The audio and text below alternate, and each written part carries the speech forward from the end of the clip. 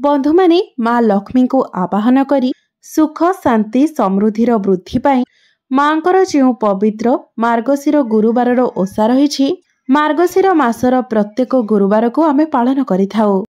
तेबे बंधु माने आसंतु जानिबा चलित वर्ष मार्गशीर मासर प्रथम गुरुवार केबे पड़ुछि, केबे आपण माण बसाइबे, केबे आपण माण उठाइबे एवं मार्गशीर गुरुवारर महात्म्य कण एवं किपरि भाबरे विधि विधान पूर्वक आपण गुरुवार दिन माँ लक्ष्मीकर पूजा करिवे।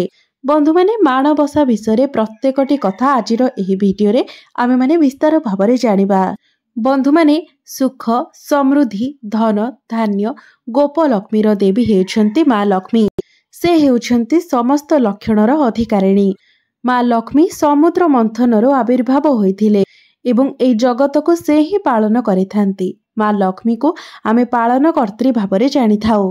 माँ लक्ष्मी को आवाहन करी आम गृहरे सुख समृद्धि धन धान्यर वृद्धि निमित्त आमे माँ को पूजा करिथाउ एवं माँ लक्ष्मींकर जेते प्रकारर ओषा व्रत रहिछि सेति मध्यरु माणबसार महत्व अनेक बेसी रहिथाए।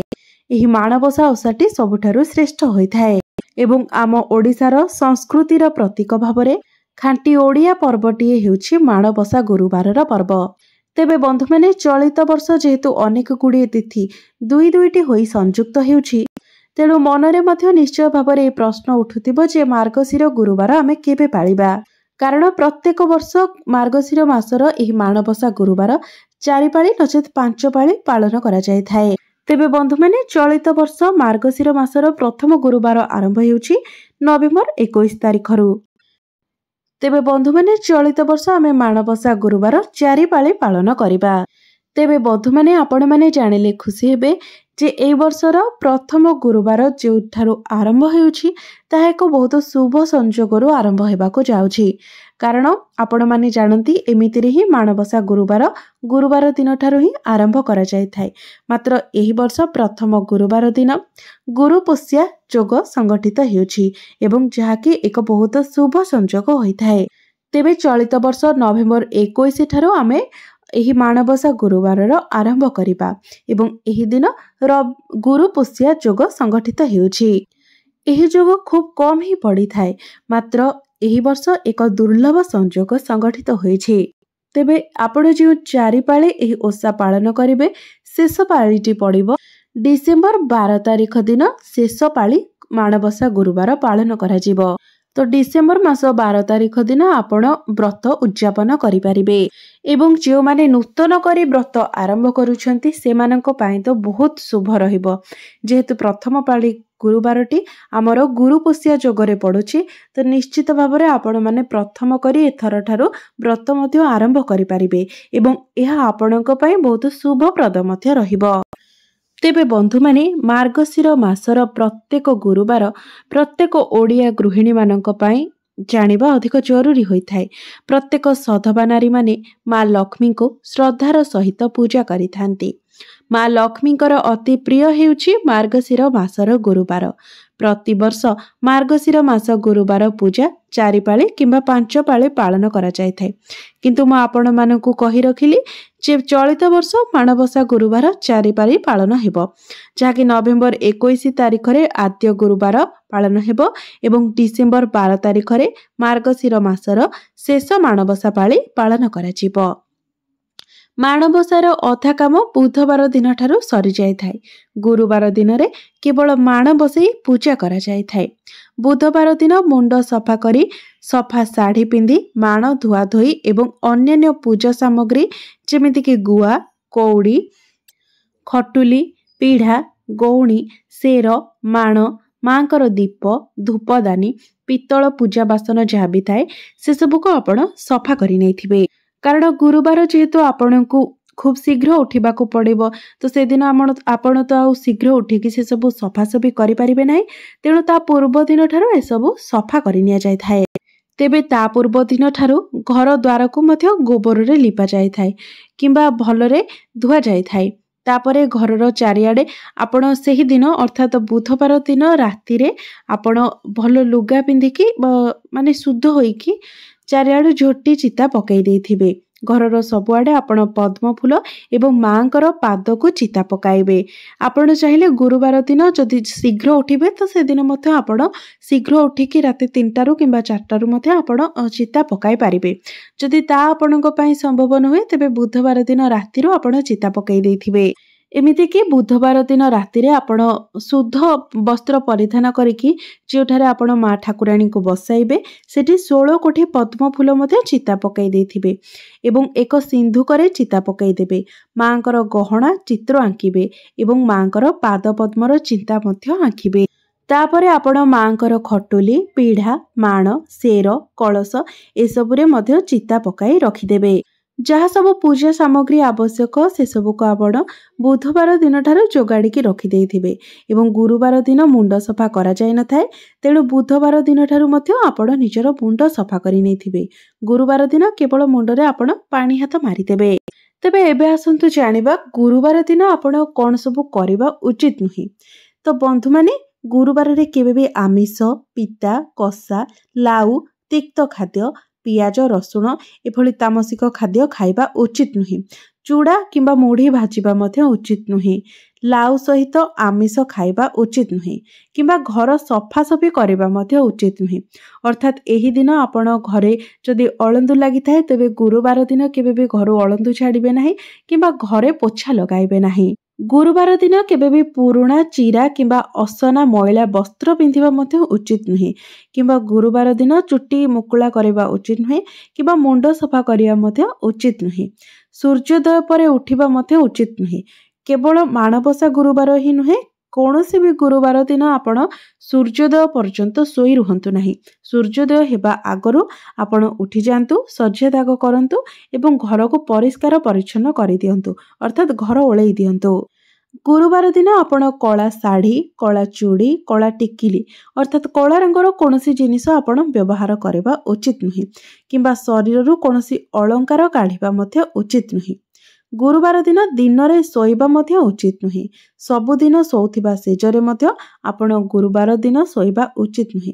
स्वामी सासु ससुरंक सहित एही दिन भूले भी आपण जुक्ति तर्क कली झगड़ा करंतु नाही किंबा घरर छोट पिला मानको मध्य मारंतु नाही। स्वामी स्त्री एही दिन आपण संग करंतु नाही। एसबु करबा द्वारा माँ लक्ष्मी आपणक उपरे रुष्ट होइथांती आपणक घर को परित्याग करि देइथांती। तो आपण विशेष भाव में गुरुवार दिन एही सबु कथा प्रति ध्यान रखिबा उचित। गुरुवार दिन आपण घरर झाड़ू काहाको देबा उचित नुहे। काहाको टंका धारे देबा किंबा चाउल धारे देबा उचित नुहे। एहा सहित आपण घरे जो माण बसाइछंती सेही माणबसा भोग किंबा माणबसा प्रसाद आपण निज घरर सदस्य मानक व्यतीत अन्य काहाको दियंतु नाही। एपरिकी आपणक घरर झियो जे बाहा होई सारिछंती तांकु मध्य आपण माणबसार प्रसाद देबा उचित नुहे। आपण जदि माणबसार बही पढ़िछंती तो सेतिरे अर्थात लक्ष्मी पुराण पढ़िछंती तो सेतिरे मध्य यह लिखा होई थाए जे जे झियो विवाह होई जाय थांती तांको मध्य माणबसार भोग दिया जाय न थाए। माणबसा गुरुवार दिन कौन कौन करिबा एबे आसंतु जानि नेबा। तो बंधु माने जो माने विवाहिता नारी अटंती से माने ही माणबसा गुरुवार व्रत पालन करिथांती। तो से माने गुरुवार दिन धला नाली रंगर साड़ी पिंधिबा उचित किबा हलदिया एवं नाली लुगार साड़ी मध्य पिंधिबा उचित। माणबसा दिन आपण निजको भल भाबरे सजाइबा उचित कारण माँ लक्ष्मी सधवा अटंती एवं सधवा नारी माने निजको श्रृंगार द्रव्य सजाइबा द्वारा यह स्वामीको पई स्वामींकर आयुष पई भल माना जाय थाए। तो एही दिन आपण निजको भल भाबरे सजाइबा उचित। पादरे अलता लगई सबु गहना पिंधि शंखा सिंदूर पिंधि निजको अधिक सुंदर करी सजाई नेबा उचित। गुरुवार दिन प्रथमे भोरु भोरु स्नान करी निज घरर चारिआडे आपण गंगा जल किंबा गोबर पानी पकांतु एवं प्रथमे पंचामृत प्रस्तुत करिकी रखंतु।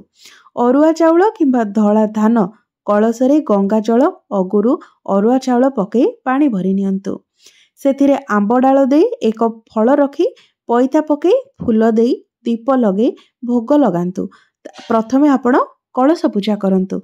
बंधु माने मने रखंतु जे आमे जेकोनोसी भी पूजा करिथाउ पूजा करिबा पूर्वरु कलश पूजा करिबा सबुठारु गुरुत्वपूर्ण होइथाय कारण प्रथमे कलश पूजा ही करिबा उचित अटे। कलश हेउछन्ति गणेशंकर प्रतीक एवं गणेशंको अग्र पूज्य बोली कुहा जाय थाए। तेणु प्रत्येक पूजा हेउ व्रत हेउ जहाँ भी हेउ प्रथमे आमे कलश पूजा करिथाउ, तापरे आमे हमर निजर पूजा किंबा व्रतर पूजा करिथाउ। तेबे बंधु माने एही दिन तो गेंडु फूल सहजरे मिल जाय थाए एवं गेंडु फूलटी मांकर अति प्रिय होई थाए। तो एही दिन आपण निश्चित भाबरे मां को गेंडु फूल, पद्म फूल, गोलाप फूल ए सब चढ़ांतु। तेबे प्रथमे आपण ठाकुर घरे 16 कोठी पद्म उपरे मांकर खटुली रखंतु, तापरे एक पीढ़ा रखंतु, तापरे एक गौणी रखी दियंतु। गौणी भितरे सेर किंबा माण रखी सेथिरे नुआ शुक्ल धान पूर्ण करी रखंतु। खटुली उपरे पड़िबा पर्यंत आपण धान पकाई चलंतु, अर्थात धान भरी चलंतु। आपण तापरे आपण जे सबु फूल मांक पाए आनिथिबे आपणको कहि रखिछि जे मांकर अति प्रिय हेउछि गेंडु फूल, पद्म फूल एवं गोलाप फूल। एहा सहित आपण सोरिष फूल, अँला, मूला, आखु एवं माणबसा बही, सुदशा व्रत बही ए सबु बही आपण सेठारे सजाडी रखिबे। तापरे आपण मांक पाई धूप, दीप, जुणा ए सबु आपण सजाडी रखिबे। तापरे आपण मां को सकाळर भोग अर्पण करिवे। विभिन्न प्रकारर फल, मूल, छेना इत्यादि आपण भोग लगाई पारिबे। 2 प्रहर समय आपण संखुड़ी भोग एवं संध्यारे आपण संध्या दे 10 पुर मंडा पिठा इत्यादि भोग लगे पूजा करबा उचित। पूजा समय आपण लक्ष्मी पुराण बही पढ़िबा सबुठारु जरूरी अटे। एहाको भक्तिर सहित पाठ करबा द्वारा मां लक्ष्मी आपणक उपरे प्रसन्न होइथांती। तेबे बंधु माने मार्गशीर मासर प्रत्येक गुरुवार मां लक्ष्मींकर अति प्रिय होइथाय। गोटे मास पर्यंत सेमिति माण बसी थाए, किंतु केही केही सबु नियम पालन न करि परिबारु माण बसई सेही दिन ही माण उठेई देथांती। आउ केही केही चारि पाळर गोटिए गुरुवार रे ही माण बसई थांती। तो जे माने नुआ माण बसाइबा पई चाहुचंती तेबे आपणक घरर केही जांक ठारू माणर जे कोनोसी जिनिस आनी नुआ करी माण बसई पारिबे। तेबे जदि आपणकर सेमिति केही नथांती तेबे आपण पुरीरू मां लक्ष्मी मंदिररू मांकर कोनोसी भी जिनिस आनी माण बसई पारिबे, माणबसा आरंभ करि पारिबे। तेबे जदि पुरी जिबा मध्य संभव नुहे तेबे आख पाखरे थिबा लक्ष्मी मंदिररू मांकर कोनोसी जिनिस आनी आपण माण बसई पारिबे।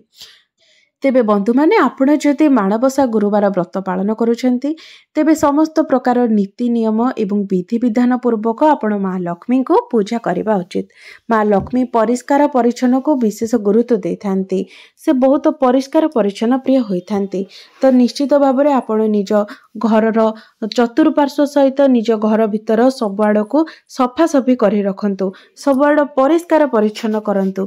घरे कोनोसी भी वर्ज्य वस्तु आपण रखंतु नाही, अपरिष्कार जिनिस रखंतु नाही, कारण आपण निज घर को जेते अधिक परिष्कार परिच्छन्न रखिबे मां लक्ष्मी आपणक गृह रे सेते अधिक दिन निवास करिवे।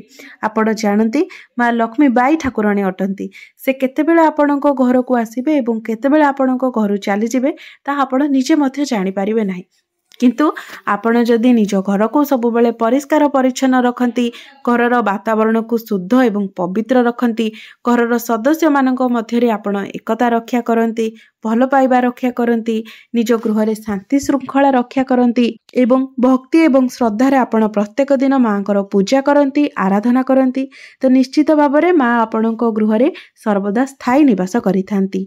तेणु मां लक्ष्मी आपणक गृह रे रहिबे कि न रहिबे ता संपूर्ण भाबरे आपणक उपरे निर्धारित करिथाय। आपण निजर घरर परिवेश को जेपरि रखिबे मांक ठारू आपण सेही भाबरे आशीर्वाद प्राप्त करिबे। तेबे बंधु माने मोर ही वीडियो रे जदि आपण मानको भलो लागि थाए तेबे वीडियो टी को लाइक करी चैनल टी को सब्सक्राइब करि देबे एवं कमेंट बॉक्स रे भक्ति एवं श्रद्धार सहित जय मां लक्ष्मी निश्चय लिखिबे।